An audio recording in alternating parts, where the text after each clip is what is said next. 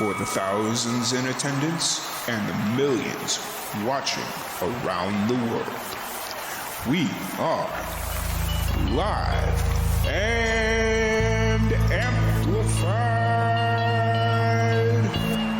So let's get ready to podcast. Fire it up.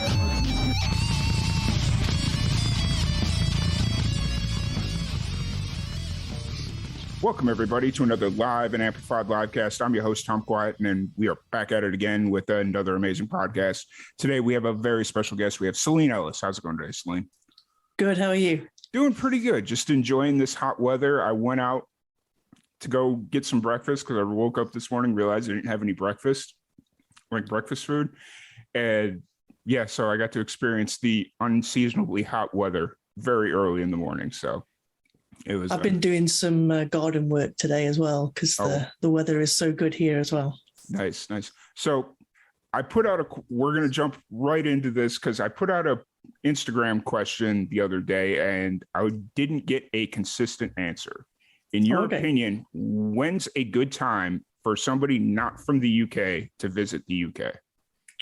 Oh, wow. Okay. It depends on what you want to see. I think depends on what you want to experience. Just while a you're here. generally enjoyable experience. In general. So, if it's yourself, Tom, from Texas, I wouldn't advise coming in the winter because it just rains and it's very grey. Mm-hmm. So coming in the summer months, actually now is probably a really good time. It's not too hot. London's kind of nice and alive. The countryside here is kind of coming to life again after the winter. They kind of coming to the end of spring, early summer. Mm-hmm. Always a good time, I think. Cool.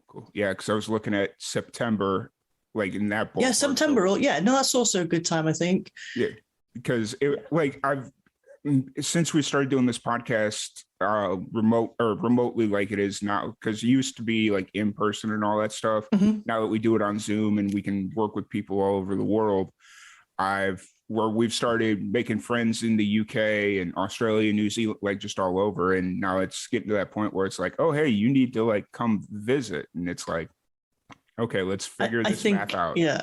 I think after the last couple of years as well, where everyone hasn't been able to visit anybody, I think it's everyone's keen to kind of get out and about and travel now. Yeah, absolutely. And right now, actually, I was kind of surprised how cheap tickets are to like London. And oh, wow. Okay. Like for me, I was thinking it's like thousands and thousands of dollars, but it's really not so much. Yeah. And I'm like, oh, I could probably make this work quicker than I thought I could. So. But that's neither here nor there. I was literally bored Thursday and I was just like, oh, how much is a flight to London? And it's like, oh, I can make that work. All right, let's figure this out. But really excited to have you on. Really excited to learn more about you and what you got going on. Rachel speaks very highly of you. So I love Rachel. She's superb. Yeah.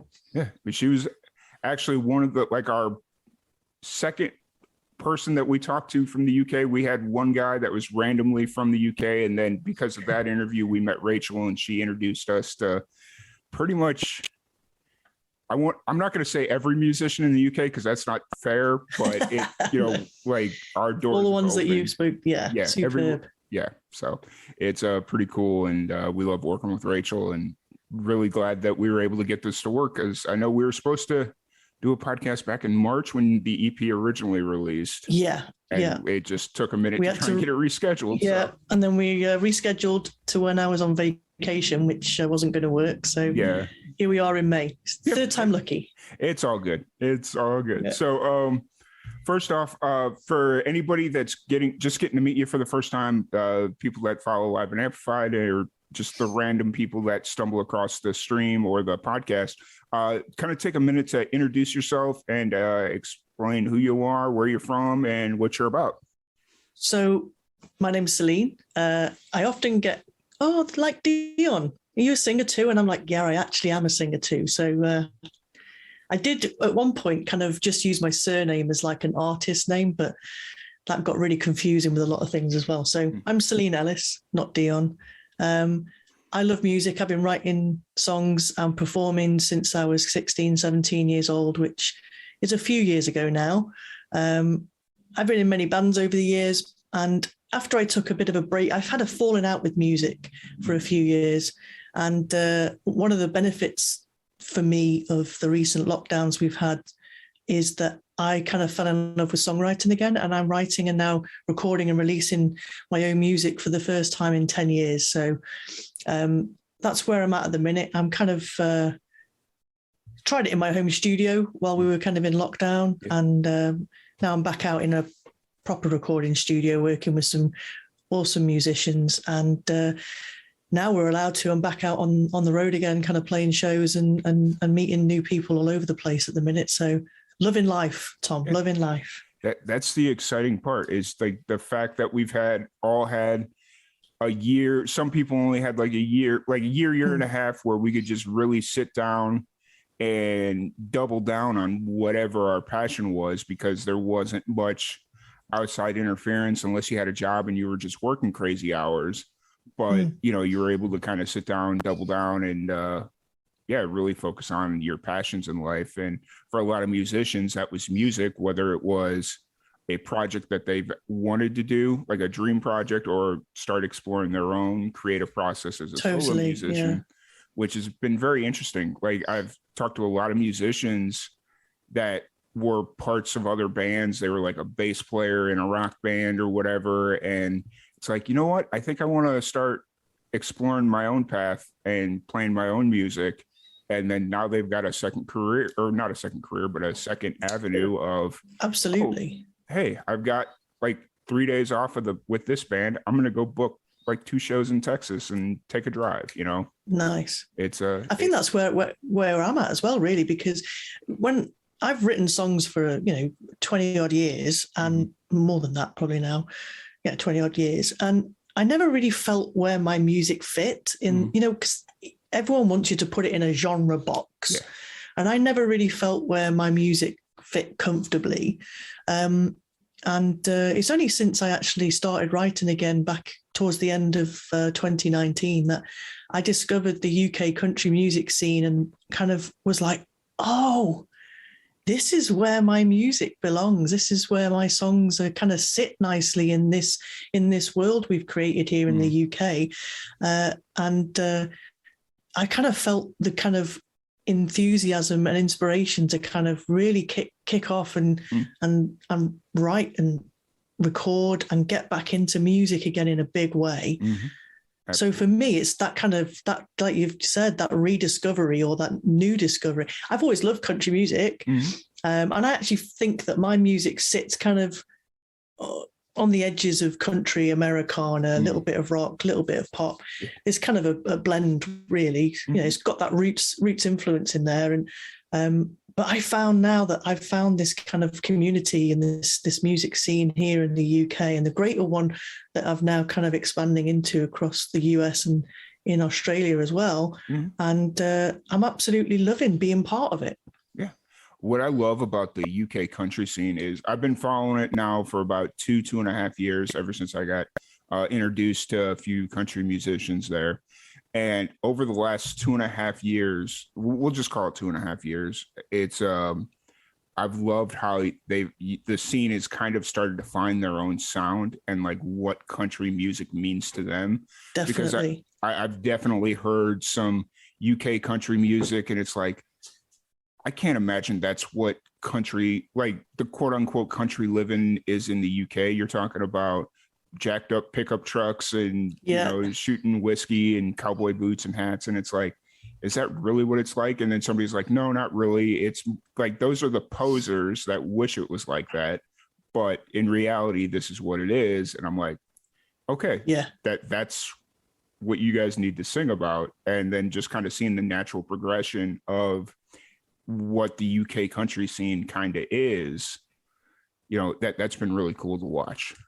Definitely. I mean, there's definitely, whiskey drinkers, and definitely there's trucks, not necessarily this, pickup trucks and fishing and all the kind of stuff that we hear in the great songs coming out of the US, but it's a different kind of country music here. But in its essence, it's the storytelling, it's the jangly guitars, it's the kind of instrument.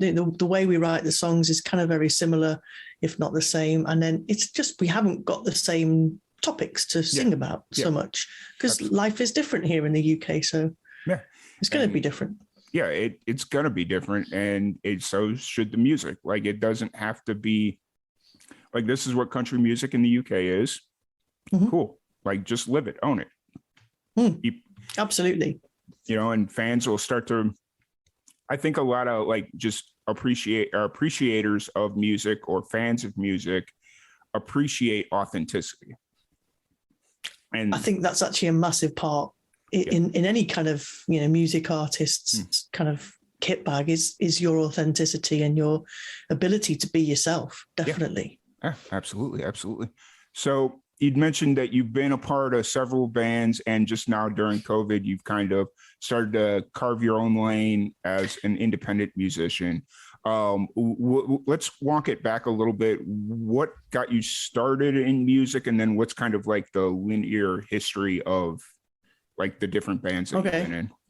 So I first started playing guitar, probably actually. I discovered country music television on Sky TV here in the UK. It was my first experience of country music back in the 90s. So we're talking Garth Brooks, Reba McEntire, all those kind of legends that I think now of 90s country. And that was my first kind of exposure. And I had a guitar, and I never really kind of done much with it. But as soon as I heard those guys, I was like, that's what I need to do. That's what I want to do. That's how I'm going to kind of tell my stories or kind of express myself. And that really kind of catapulted me into songwriting and learning about songwriting and just kind of learning the guitar more and performing. I then kind of met with some friends. We formed a few bands. They were not country bands. They were more rock and roll bands, rock bands. But just kind of cut my teeth really in music and getting performances. I would go to a local acoustic folk club singers night on a Friday and kind of get up and sing my 3 songs. And that was quite, you know, cover songs mainly, but then every now and again I'd sing one that I wrote myself, and got a lot of kind of enthusiasm from the guys who used to go there. I was like the youngest person that went. It was a lot of old men singing a lot of old Irish kind of country song, folk songs. But still I went because it was giving me that kind of performance experience that as a kind of teenager, I wasn't really going to get unless I was in some kind of rock band playing like school stages or stuff. And I kind of went from there. I went to university and I was playing with some guys at university. We did a few things around and about there. And then I think the first kind of proper serious band I was in was a 3-piece kind of acoustic covers band, which we wrote songs, and we did some big gigs and festivals and whatnot up and down the country, and got to travel around a bit. But we got caught up in the cover songs were making more money for us as a band, which is a kind of typical cliche, I think. And the songs that we were writing then got pushed to the side, and we weren't doing any recording. We had these songs, we did some recordings, never did anything with them. And I just got really frustrated with that. And then one of the guys had a kid. One of the guys split from his wife, and everyone kind of went their separate ways. And I just fell out with music. I just kind of was a bit angry and frustrated with the whole thing. So didn't pick up my guitar for years after that, really. Had a lot of stuff going on myself with change of job and moving and whatnot.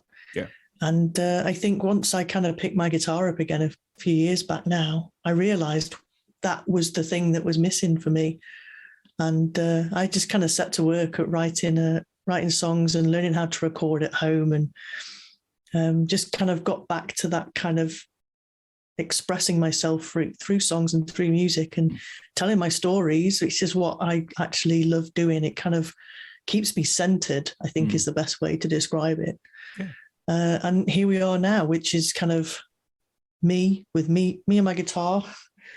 I go to the studio kind of once a month, work with 2 amazing guys in the studio who help me kind of get what's in the sound that's in my head, get it out onto the records. And I just enjoy every single minute of the process now. It's not just about the finished songs.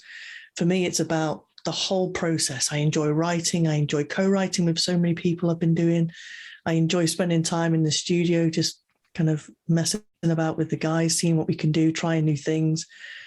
I kind of enjoy the promotional side of things, probably a little bit less than other bits, but it's a necessary thing now to kind of, we're able to share our music so readily with people around the world, which is such a gift compared to, 10, 15 years ago before the internet, etc. So it's a different world now. Oh yeah, it really is. It's you brought up an interesting point about promotions and kind of going back to what I said earlier about just being authentically you. And I think that's the best way to promote yourself is even we've started doing it more on our Instagram page, but that's just because I only want to manage one Instagram page. I don't need a personal Instagram page, but like, I'll just post like personal pictures. Like if I go out to the lake or whatever, and just take a photo and just like, oh, hey, just enjoying the Saturday, and I think that's a good way. Like you're just being authentically who you are, doing what you love, even though it's a music page, you're not doing 100% music.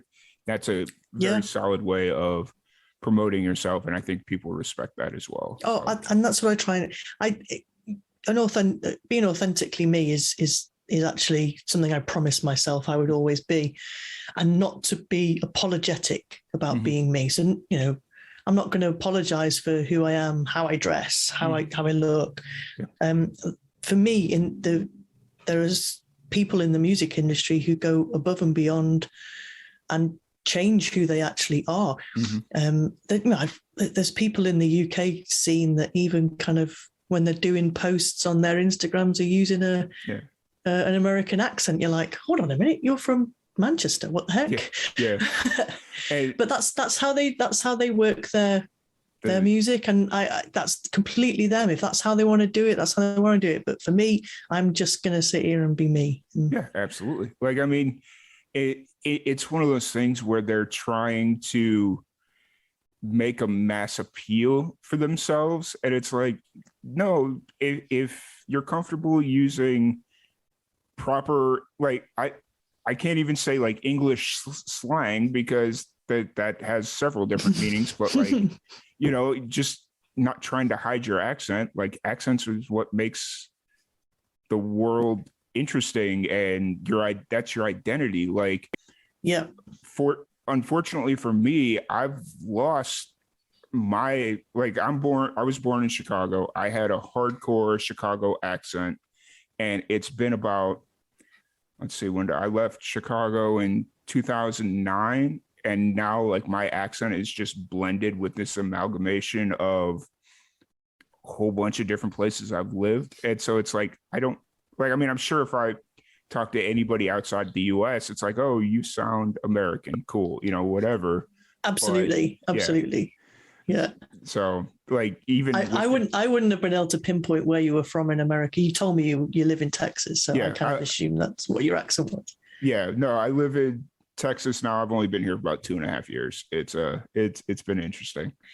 But another thing that you touched on that I thought was kind of interesting was that you fell into this rut of the cover music paying better than the original music, which is what I think a lot of musicians fall into.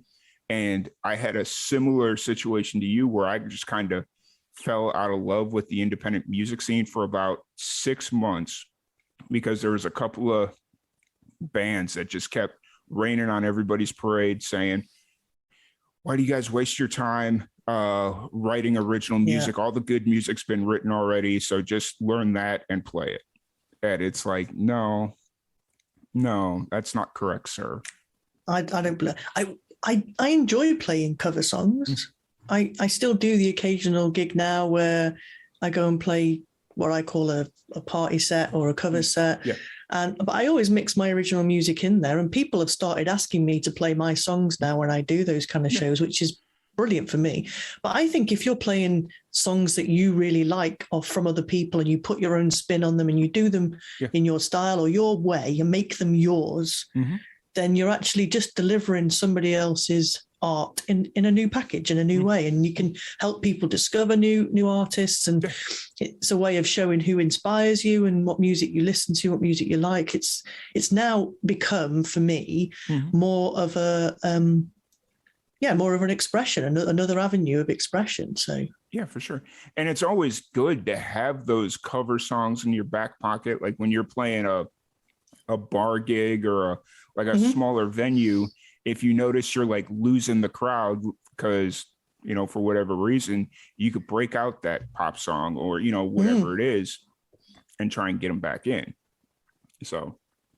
Oh, absolutely. I mean, if I'm doing a full original set now, I always put a couple of cover songs in there that I use them to talk about that this is one of my favorite songwriters and this is my favorite song, and kind of use them as a way to kind of give them something that they know, and they can, kind of, like you said, bring them back into the game a little bit, but also to kind of help, tell them who I am, because if I'm saying this is my favorite songwriter, and they can kind of learn a bit more about me and who I am, they can maybe kind of create a bond between us. So I think that's, for me now, what I've kind of learned over the past few years is that creating connections with people through music is one of the most amazing experiences now. Absolutely. And absolutely. However that link works, whether it's just someone relating to your song or you commenting on their love for a song and say, oh yeah, that's my favorite songwriter. And you create these connections with people. And those are the people that go from being listeners to fans or your audience or your people, or however people describe it these days. But that's the difference, I think. For sure. What's your go-to cover song? Katie Tunstall. Okay. Black Horse Cherry Tree. So you know Katie Tunstall, she's a Scottish I've heard of artist. it, but I've never, I'm not familiar with her music. So yeah, if it's quite upbeat, and the audience can kind of get involved a little bit, clapping and stomping and stuff. So it's quite a good track to kind of bring them back in if I need to. Yeah, for sure. Those songs are also really good to have, that you can just get the audience involvement, and like if they start drifting off into their own conversation, so it's like, all right, guys, need you to participate now. And yeah, absolutely. Yeah.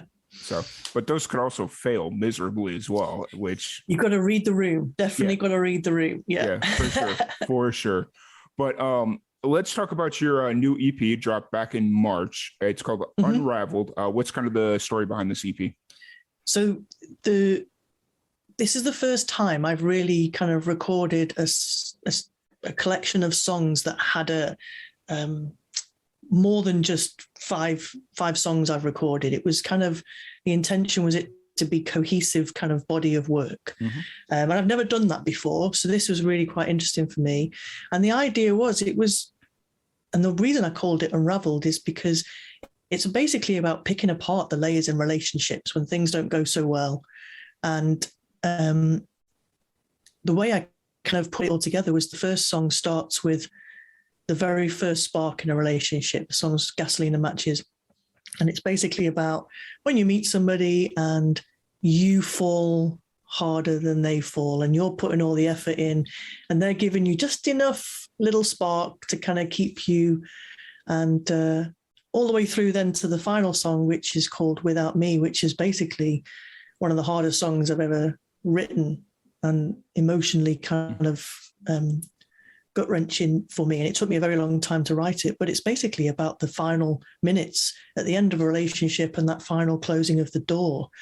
So the songs themselves kind of track through different relationships, but in its essence, kind of from start to finish. And that's kind of what I was working on. A lot of people have said that they've kind of got it, and they think that, the way we've told the story, when we put the music together, the way we told the stories and stuff with the EP is there, and they've understood and they've enjoyed that kind of cohesion. So I'm really, really proud of how it all kind of turned out. Absolutely. So each song is based on a different relationship, but it's the overarching message of the lifespan of a relationship. Yeah, definitely. I think that's kind of where I was going with it. And some of them are the same relationship, but they're all different relationships, but it's in the order of which I placed the songs was kind of to tell a global story of, do you know what, relationships can start bad, they can go bad, they can be a bit rubbish, they can be terrible, and they can finish for all the right reasons but still be gut-wrenching and heart-wrenching and kind of make you think about them 10, 15 years later. And that's kind of what I wanted to do.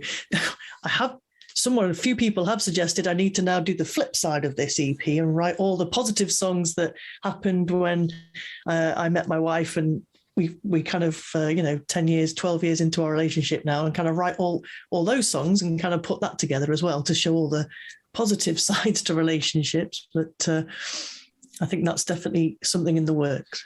For sure. You could almost re-release Unraveled and combine it with the positive side and make it like a double EP. Sounds like a really weird concept, but why not? Yeah.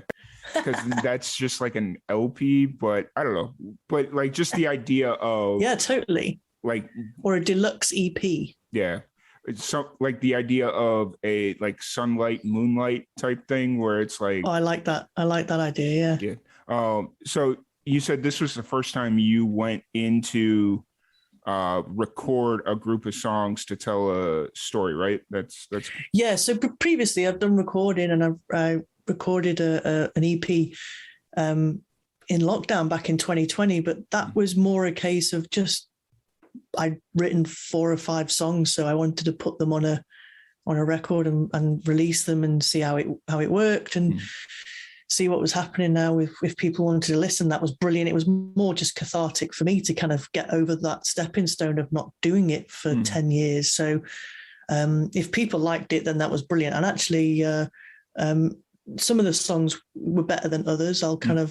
But for me, I'm really proud of that EP as well. That was called Paper Aeroplanes.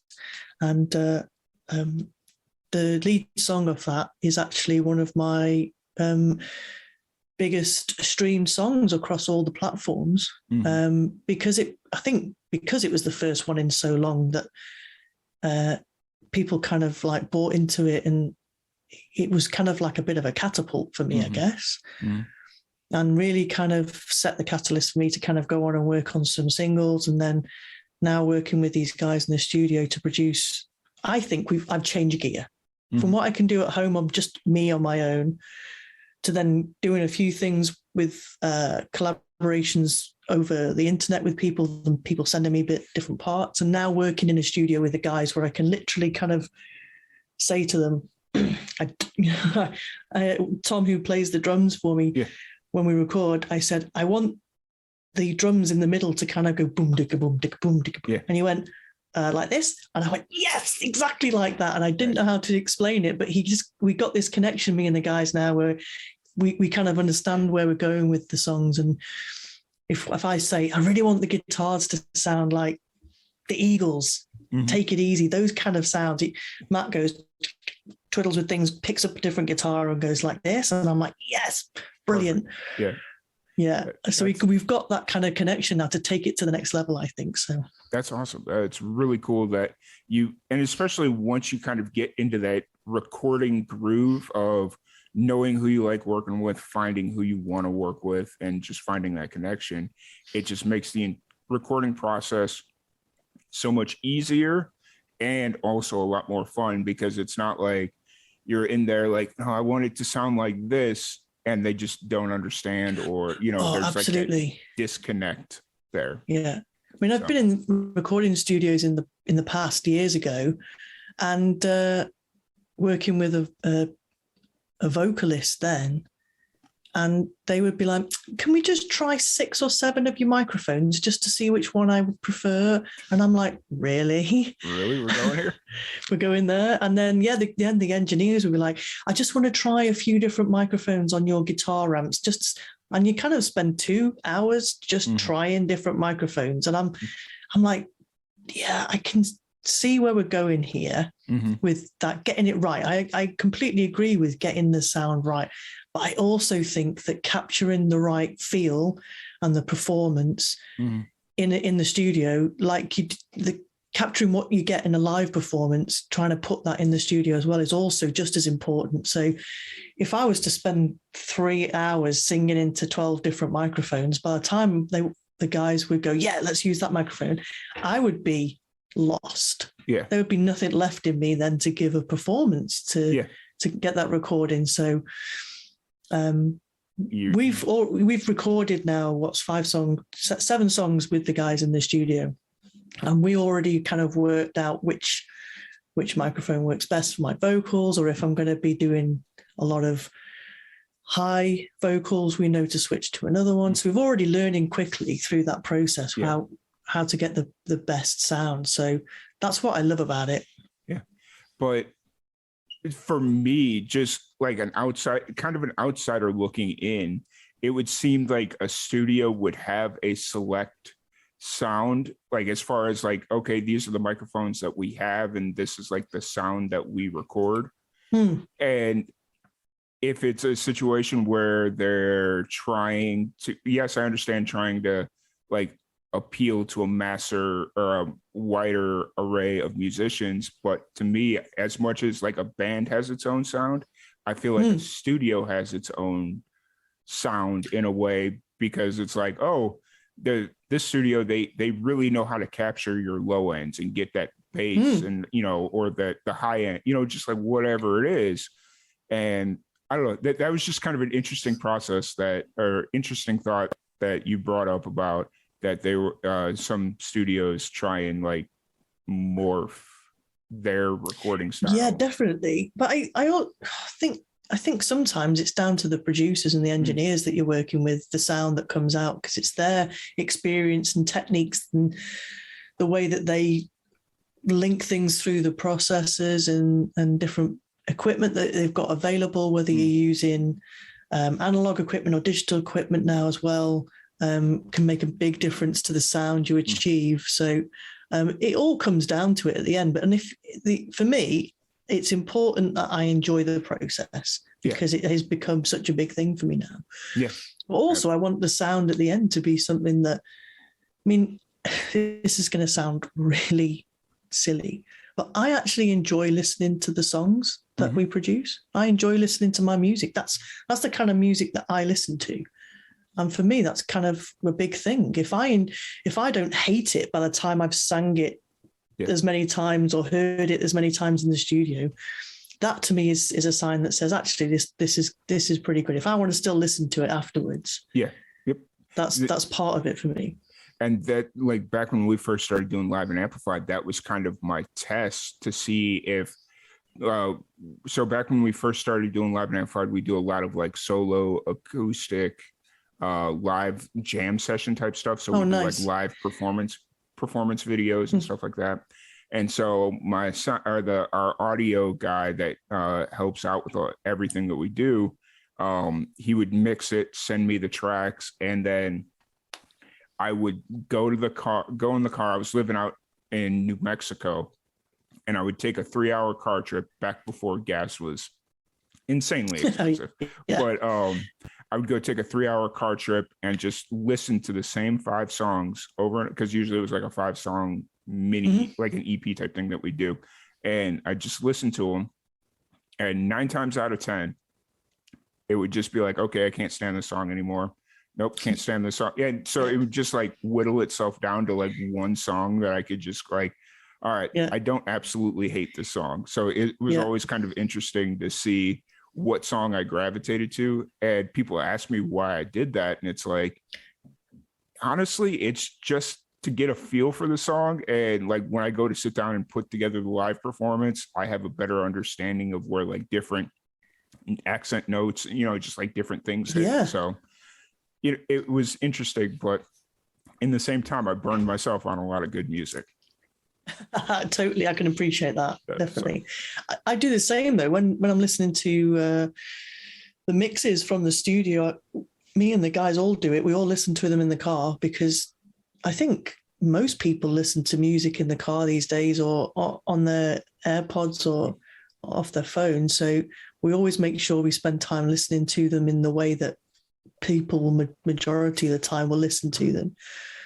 But I also kind of think I kind of pick up on different things depending. If I'm in the car, I can on my third listen and I'll be like, oh, hold on, there's a little bit there that's maybe it's a bit too quiet or a bit too loud. Or I think there needs to be a little something in that gap there to kind of lift us into the chorus or something. So I completely get that. Totally on board with driving. For me, I write a lot of driving songs anyway, because that's road trips are, with the music.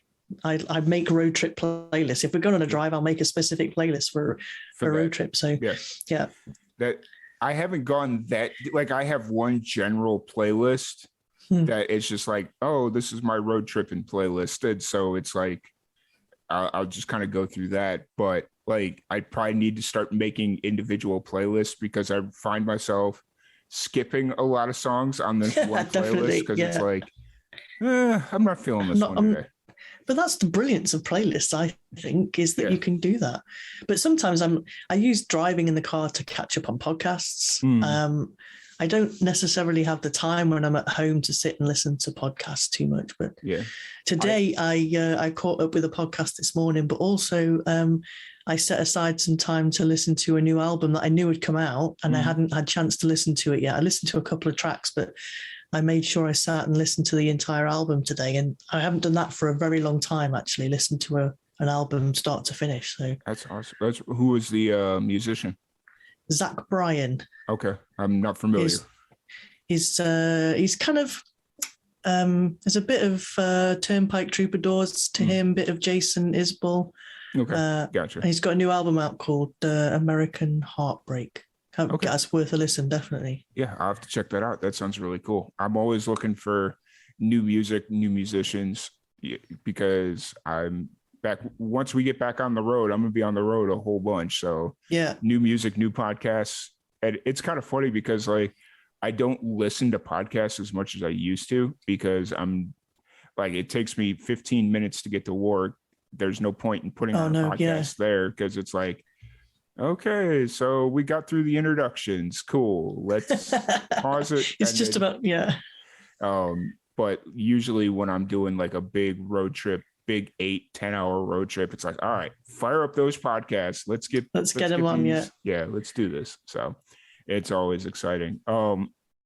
So with the new EP out now, it's been out for what, about 2 months, right? 2 months. 2 months today, I think, or yesterday. 2 months yesterday. Yeah.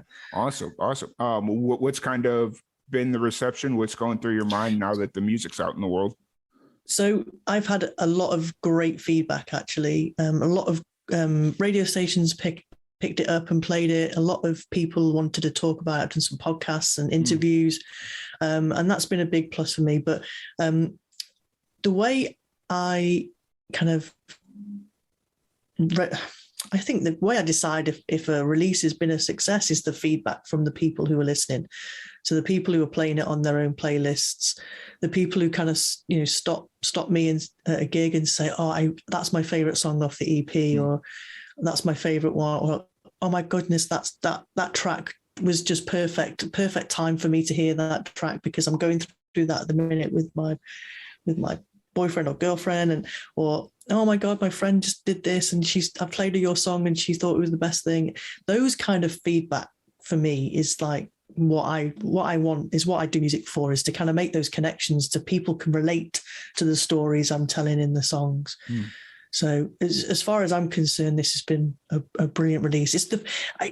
I didn't follow the new method of releasing lots of singles before dropping it, because I wanted it to be a body of work. But there's definitely been two tracks, Gasoline and Matches and Getaway Car, have been more popular than the other ones, which is fine. I completely get that. They're the ones that are a little bit more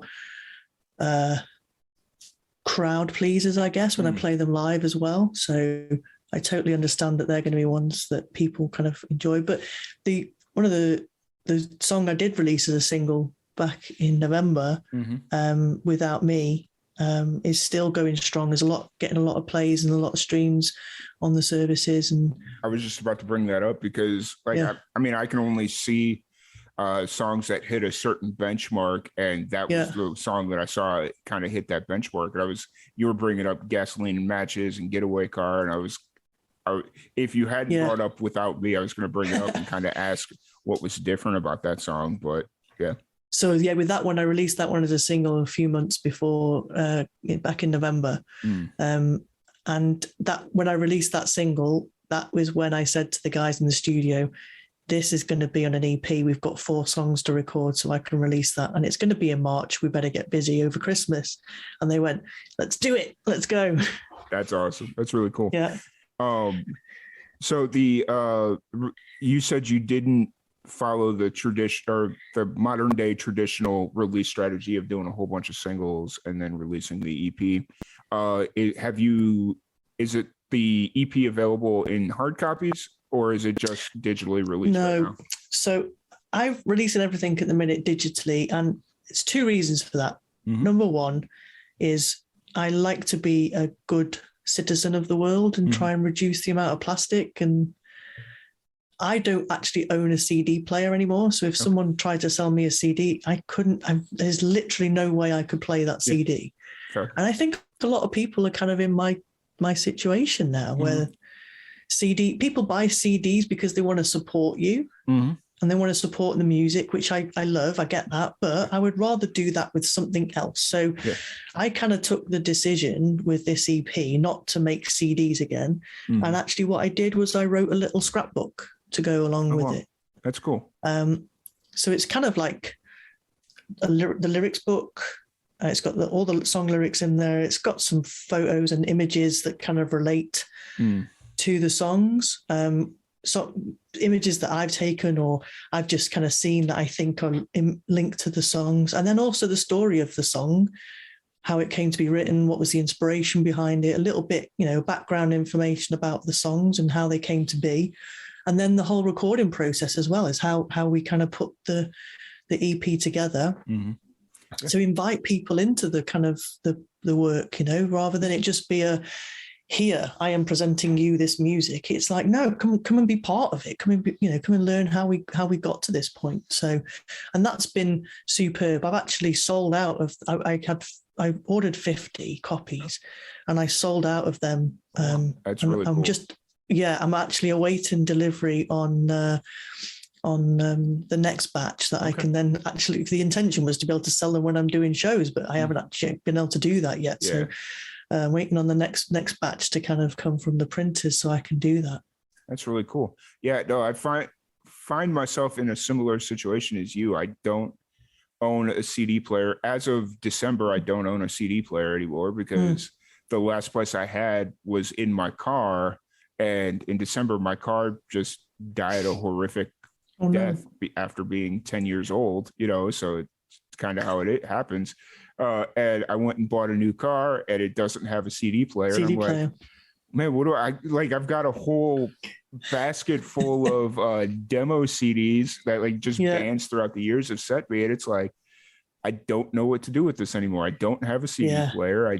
But now with the rise of vinyl, anytime I go out to a show, it's like, all right, as long as it's not insanely expensive vinyl, I'll buy it and I'll support. But it's one of those things where it's like, I'd much rather buy the vinyl just because that feels like a piece of art that you have in your hand. Absolutely. And I would love to make some vinyl. Yeah. And I love actually that, with the kind of retro 80s vibe that we've been kind of experiencing over the last year or so with even bigger artists, people have been putting stuff out on cassette tape again, which I think is fascinating.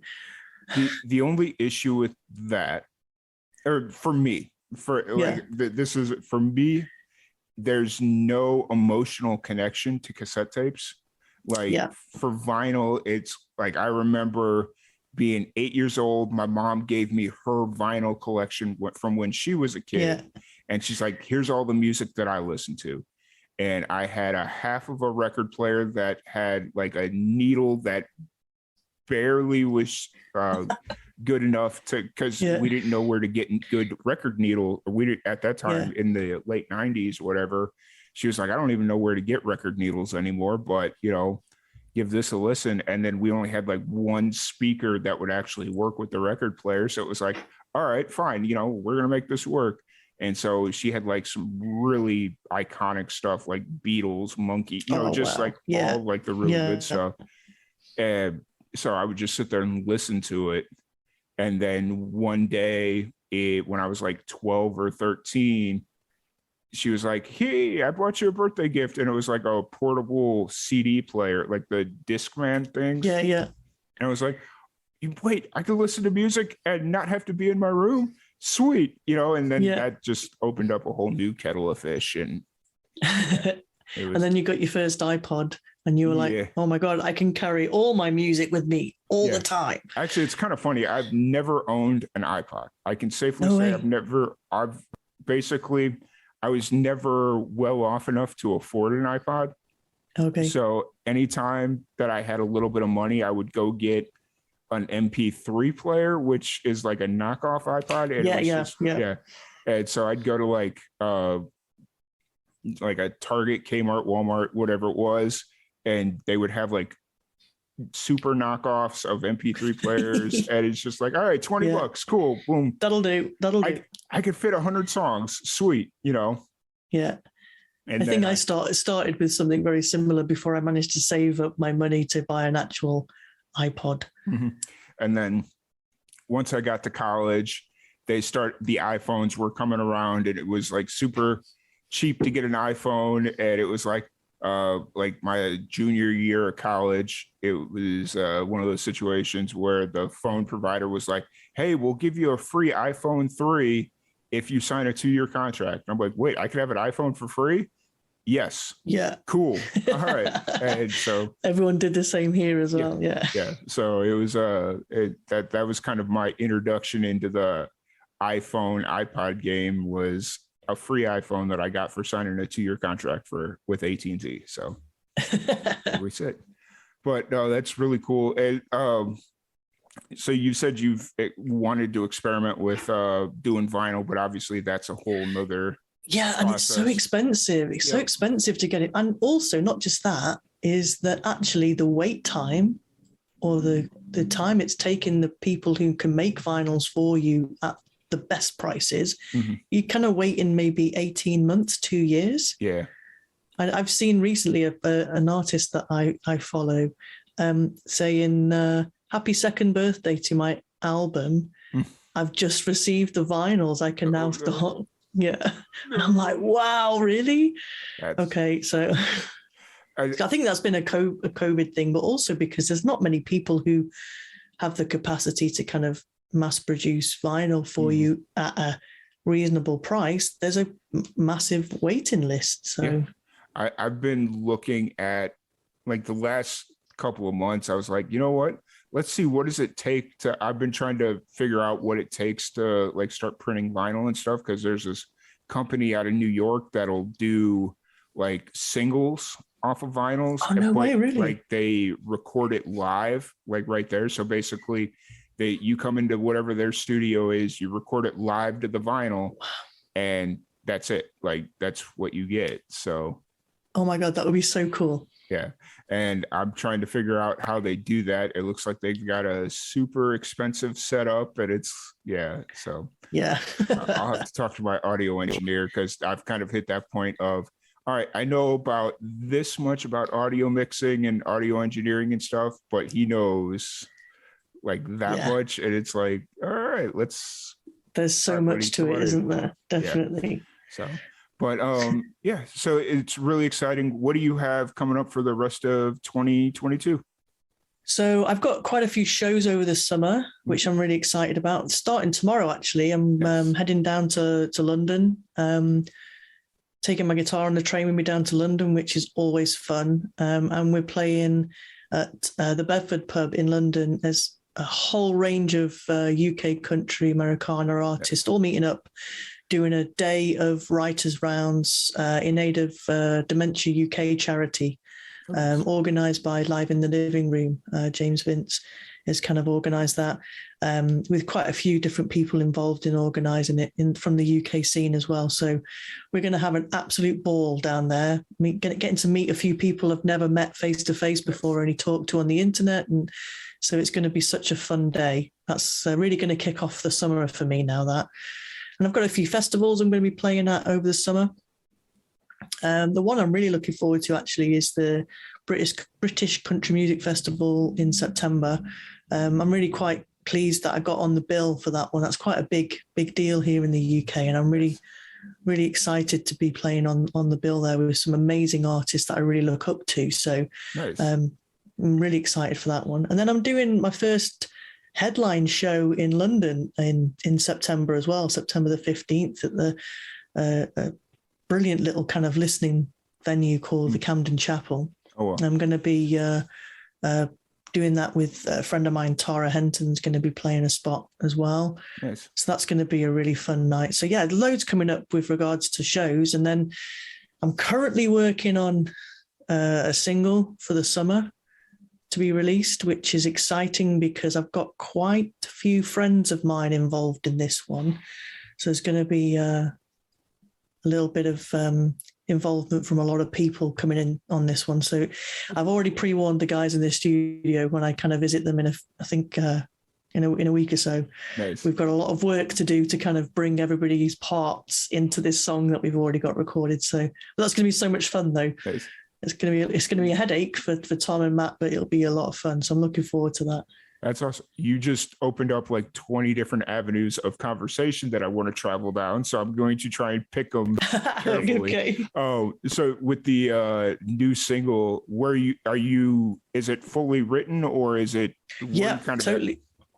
So it's all written. I've gigged it a few times and got a lot of feedback from the audience. They kind of get to join in on this one. It's quite a good one for that. And so the kind of track is recorded. I think I've pretty much recorded a guide vocal for everybody just so they can kind of.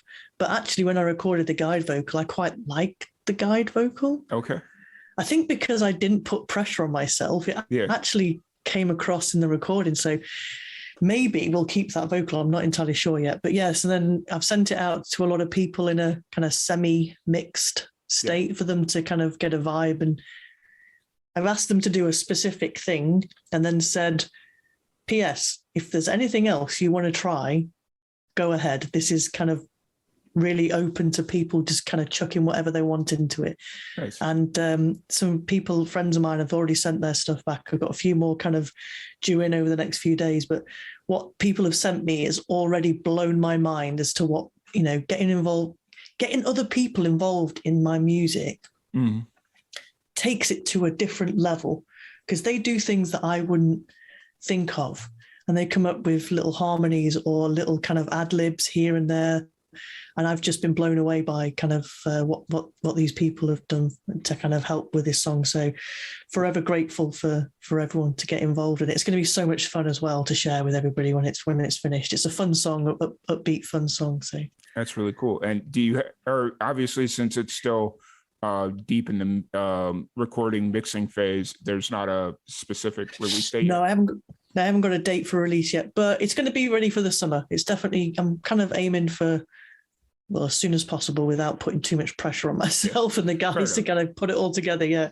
Hopefully, maybe after this studio session, it might kind of, we'll get an idea of the time frame for getting it out there and getting it released. But yeah, so it's definitely a summer song. So that's awesome. That's really cool. And then I'm kind of considering Tom, I've recorded another track with the guys and we sat down and listened to it. And I said, this sounds like the opening track of an album. Nice. And the three of us all went, okay. So nice. That might be happening. Nice. That's all. Yeah.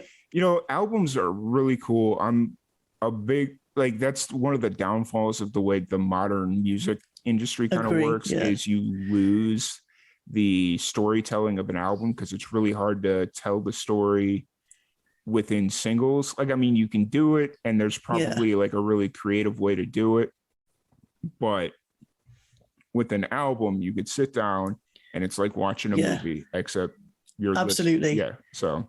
And I've never actually sat down to write an album before. I write songs all the time. I'm constantly writing songs. But for me, when I heard the track that we've recorded and I went, oh, this sounds like the opening track to an album. Nice. I've kind of paused that. Don't do any more work on that song. And I've got that song in my head. And in my head, I've got this kind of movie playing, actually. Or like I know how the music video would look if I had the budget and can travel to America and all that kind of business. So in that, I kind of said, I'm going to sit down and actually write the rest of the songs for that album with that movie in my mind and kind of soundtrack that movie, I think. And that's kind of how I'm going to go about doing it. So that's really cool. That's awesome. I'm actually excited for that. That's something that I'm going to start work on. I think after we get this single released, there's another couple of tracks that I can kind of do in between all that to kind of keep the music coming, so to speak, while I'm writing the album, definitely. So I mean, I think you're going to find out that letting this specific song permeate and just kind of, I don't want to use the word age, but maybe mature is a better way to phrase it, and just kind of let it be what it is. And you come back and visit it after you do some of your shows and get some of this other music out. And even if you don't come and visit it until, like, say, the fourth quarter of this year, so like September, October, after you get through, you're like, absolutely. I don't know how heavy your show load is during the summer, but, maybe not. Wait till after that. That might not be the worst decision in the world. But if you feel like you're going to lose the vibe of the song, definitely don't lose that vibe. Like, do whatever you got to do. I think it's a body of work that I can see kind of me writing over like you said, maybe October, November, get it written, and then start recording it kind of December, January, ready for it kind of coming out April, May next year, possibly. May, ready for the summer again. Yeah. And like, this is all well and good to have planned and, but like, I love plans. Yeah. But as we all know, life happens. So, absolutely, it's really good to have a general plan and just kind of know where your busy time is, where your downtime is, and just kind of have a target to hit once you get to those points, right? Especially being planned ahead of time and not like it's November and it's like, okay, well, we've got 3 months of downtime right now. What are we going to do? Instead of going in, it's like, all right, it's November. This is what we're doing, or this is what's already in the works. So it's definitely really cool. I'm excited about it, actually, because you're the first person I've really told about the kind of idea about it. And just as I was explaining it to you about how I see it going, I was like, actually, this is going to happen now. That's it. I've said it out loud, so it's going to happen now. And sometimes, it's funny because a lot of musicians are scared to do something like that because it's almost like they're holding themselves accountable. And if it doesn't work, they look at themselves like, oh, I said I was going to do something. I didn't do it. I'm almost a failure, or, like whatever the perception is. Yeah.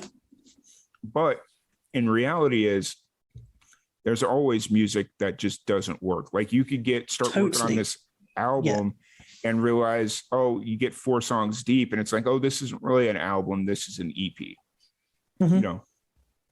So you definitely just got to be open with yourself. Oh, absolutely. I'm always open to new ideas and other people's ideas, as well as kind of going, this is not working out like that. I don't like that. Yeah. For example, on the track that we're working on at the minute, I asked a friend of mine to do some piano and keys, and he sent over the piano parts, and I'm like, the piano's not working in this. It's just not working. It's kind of taking the vibe in a different direction. But he also did some organ work, and the organ sounds perfect. Yeah, absolutely perfect in it. So you got to try these things. If you don't try them, you don't know. If you have these ideas, the track I mentioned about being the opening track to the album, we've actually done 3 different intros before the lyrics come in. Because I wasn't actually sure how to actually get the intro working. And then the last intro that we did, we sat and played it in the studio last time I was there, and I went, this intro sounds like the start to an album. Nice. Awesome. So it's kind of a little bit more ostentatious because it's quite a long intro and it's like, yeah, this is an album track now. Yeah. And I went, now we're going to have to record an album. That's awesome. Which is both scary and exciting at the same time. Yeah. Oh, I imagine. But like, I think it's going to work out to be whatever it's destined to be, like as you kind of go through the summer and starting getting more reps in. And I'm kind of assuming that this song may or may not appear in any of your sets as you kind of want to road test it and whatnot. Absolutely. I've played it a few times already and got some good feedback. And not just that, I've kind of fed back to myself in that sometimes I think there might need to be a little, when I'm playing it just me and my guitar, the songs have got to work like that because that's what I do. When I go out and sing, I play it just me and my guitar. Yeah. And then when we bring in all the other instrumentation in the studio, they've got to work like that as well. So when I'm going out playing it on my own on the guitar, I kind of play it sometimes a little bit differently. Sometimes I might repeat part of the first verse to kind of just add that extra little bit of like, just reminding you what the song's about. Whereas in the recording, it's not there. So there's also kind of elements of deciding how we go about the recording and do we do it the same as I play it live or do we, go down the route? It was in my head, that's how it was going to be to begin with. So. Yeah, for sure. And I think playing songs live, you kind of find the natural rhythm of the song. Whereas like you had mentioned, when you're playing it, you have one way that you imagine it. And it's, it's like, okay, it's going to kind of move and flow like this. But then once you get out and playing it in front of a live audience, the crowd starts to morph a more natural energy behind it and like a natural flow. And at some point you'll find like a meeting point between the two where you thought it was going to be and where the audience takes it. So. And it's been strange because over the last couple of years, I've not really been able to road test songs before you kind of record them. So it was kind of like a leap of faith to jump into a recording without really road testing it. You can live streams and stuff were brilliant to kind of, but you don't get the same level of feedback from the people as you're playing the song. At the end of a song, they type clap, clap, clap. Yeah. But in a live situation now, you can see them focusing on you. I played a really new song I wrote at a show I did a couple of weeks ago. And I was like the support artist. So no one was there to see me. Yet the entire room stopped and it went silent as I played this song. Wow. And I actually kind of got goosebumps and I haven't had that in a very long time. And I almost like upped the ante and kind of put 120% into it. And at the end, everyone was like, whoa, that was brilliant kind of thing. And I kind of went, okay, I need to record that song now as well. Yeah, for sure. That's always interesting, just kind of like where just moments will take you intentionally or unintentionally, so it sounds like you've got a busy summer, a lot of recording coming up, a lot of shows. You brought up the festival in September, which is funny because before we jumped on here, I mentioned about possibly trying to make a trip out to the UK in September. So may have to try. That would be we definitely have a festival like thing that we do, so that would be really cool. And there's a lot of people playing at that festival that would kind of you'd be excited to kind of get to see for the first time, Tom. Definitely. Have they started announcing the lineup and whatnot? Yeah, the lineup's all announced for that one. We'll have to see if any of my other friends from the UK are on that lineup, because that would just be that big show where it's like, okay, I can meet everybody. Totally. Yeah, it's just like all in one felt swoop. So otherwise, if you want to consider it for next year, the other big UK country festival is Buckle and Boots, which is happening the first weekend in June this year. Okay. And I can't go because I've got other commitments. Otherwise, I would have been there, which is terrible. This is the worst thing about being an artist and a music lover, is you can't go and see people. While I was waiting for you to come on, I was literally just looking and I've seen that Katie Pruitt is playing in London in August. And I'm free and available. So I now need to find someone to go with me to see her in London. But yeah, to kind of get to go and see people that I admire and enjoy their music is kind of a rarity. So yeah, if you can't get in September, then definitely consider next June. Oh yeah, for sure. that one. I've kind of found myself in this thing of like, I don't go to a lot of concerts just because for whatever reason, it's not like, I just don't do a lot of concerts. But recently I've found myself wanting to go to shows that I know that it might be my last chance to see the band or the musician play. Yeah. Like, so where I live in Texas is where Willie Nelson is from. And he plays all over Texas all the time. And I'm kind of hoping, like, I haven't looked at his schedule in a few months, but if there's a show like nearby, it's like he's not getting any younger, and he's getting to a point where he's not doing as many shows as he used to. So if I can get the opportunity to go see him play, I'm going to go do it.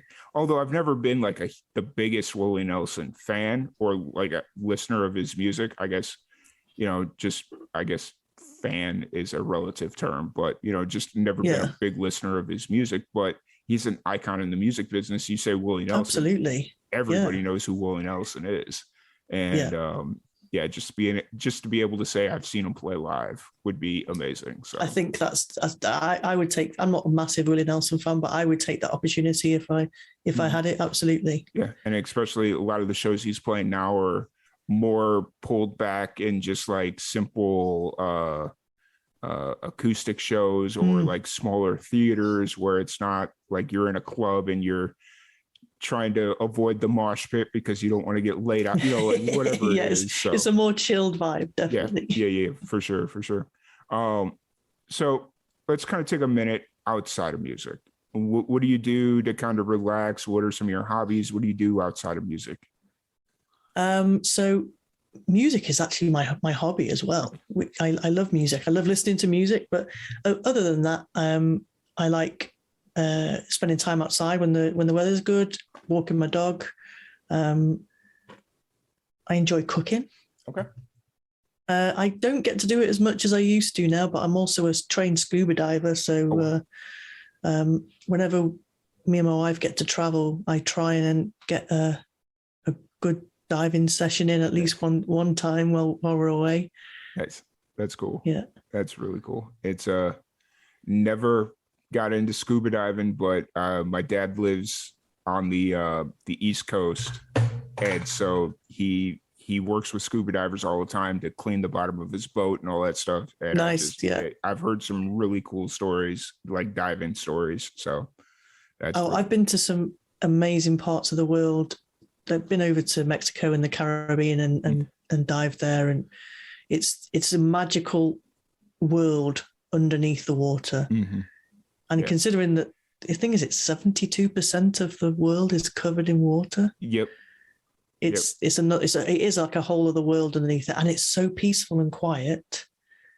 Just the bubbles. Yeah. You get rid of that kind of daily humdrum buzzing of daily life, and you kind of just spending time in a glorious environment. That's the special thing for me. Yeah, definitely. Absolutely. And it's just seeing some of the stuff like on the like the different documentary stuff of like the Disney Channel has put out and all that stuff. Just it feels like I've never been scuba diving. I don't know how to swim. I can't swim. Just like these different things. Yeah. I sink like a lead boat. Like it's bad. I never been able to get it figured out or learn how to swim or keep myself afloat. So like, it's but it's one of those things where if I ever got the opportunity or figured out a way to make it so I can either, whether it's a submarine or, like whatever it is, spend some time underwater. Yeah. It's there's quite a few different ways now. You can get these like the little tourist submarines, and then they can do this one now where you basically just put a helmet on and they send the air down to you. You don't need the training and stuff, but it's something. So for me, it's a magical kind of connection. Yeah, for sure. And separating myself from the daily life situation. I try and get to do it as much as possible, but certainly haven't done it in the last few years. Let's put it that way. Yeah, for sure. It's definitely a way for you to escape and just kind of reset yourself, I guess is the best way. You know what? That's the perfect way to actually describe it, Tom. It is like a reset. Mm-hmm. It's like a come and spend time in this amazing environment, and kind of because after when we've been diving, it's tiring, but I come away kind of like my cup is completely full. I've just experienced the experience and the joy, and it kind of like resets, rebalances everything. Yeah, for sure. I could totally see it. Obviously, like we discussed, never experienced it, but I can totally understand it and see it. So, but yeah, I just realized we've been going for well over an hour. I don't want to keep you too much longer. Oh wow! I was sitting here. I was just like, I haven't looked at the time. Yeah. I just looked up because I got a little session clock that tells me how long the stream's been live, and I'm like, wait a minute, what time is it? How long? So, so you've got the busy summer. If people want to interact with you on social media, check out your music, support you in any way possible, where's the best places for people to get your information or interact with you? Oh, that would be awesome if people want to kind of come and join the ride, as I call it. I'm at Celine Ellis Music on Instagram, Facebook, YouTube. I'm on Twitter. Okay. At Celine_music, but I don't really use Twitter. I don't like Twitter. It's kind of, I think it's where angry people spend their time. That's my experience of Twitter, but I've got one and I kind of do dip in and out of it, but very rarely, which is naughty of me because Rachel tells me if you're going to do it, you got to do it. Mm-hmm. But I don't really. And a friend of mine may or may not have convinced me to join TikTok. Oh, no. Or challenged me to join TikTok. I mean, she kind of said to me, it's a challenge. She said, do it for a month, do it every day for a month, and then see what you think afterwards. So it's something I might kind of take up over the summer when I've got lots of things going on. So I can, it's not a headache to work out what to post. Yeah. But I find social media is such an important thing for independent artists now to create and connect with people. But my God, it can become a headache if you don't kind of have the like we were talking about earlier, is just I can share music stuff, but I also shared a photograph of my sandwich for breakfast this morning. So I saw that. I was like, me. Yeah. I saw the sandwich. What was the caption? Like perfect egg eruption, or I don't even remember what it said. And I was just like, that's funny and really cool at the same time. So, so who is this friend that challenged you to post a TikTok? Oh, it's another artist called Patterson here in the UK, and she's kind of doing it with another artist at the minute. And she kind of said to me, "You should do it as a challenge." And I was like, "Oh, don't challenge me." Yeah, I did that once. And but we'll see. We'll see how I get on. I'm kind of not committed to it at the minute because I've got a few different things going on and what have you. Or maybe it'll be something that I can do towards the release of the new single for the summer or something, and see if I enjoy it.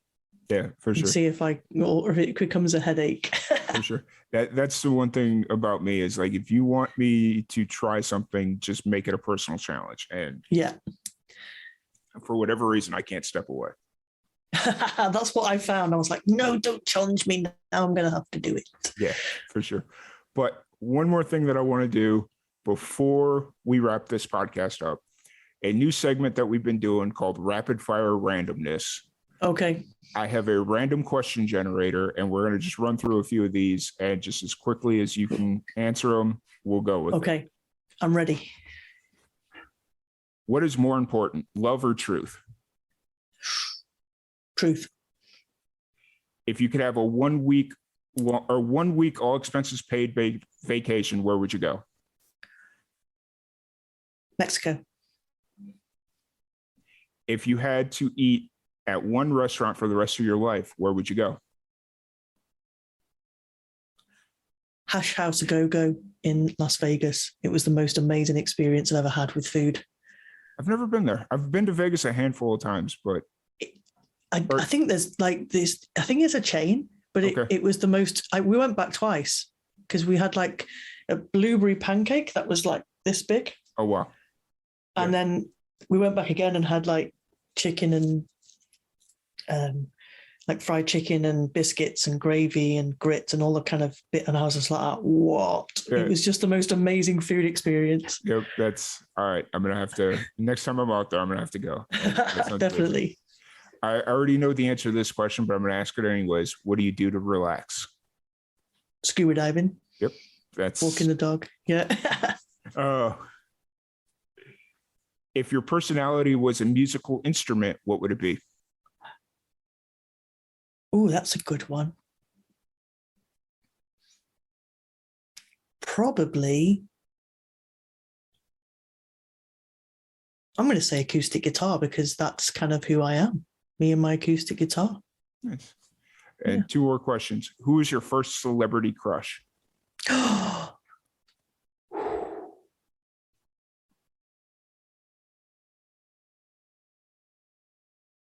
Crikey, that's a hard one.